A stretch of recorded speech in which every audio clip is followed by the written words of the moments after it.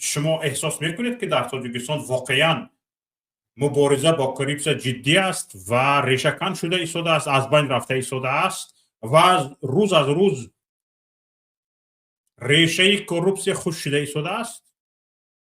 نه. روز از روز نشان دهنده های کورپسیا در تاجیکستان بیش از پیش است. ریشه کورپسیا، ریشه فساد روز از روز غفستر می شود، مستحکمتر می شود به جایی که ریشه کن شود و کورپسیا در تاجیکستان مثل یک زرپیچک است که پیچونیده گرفته است.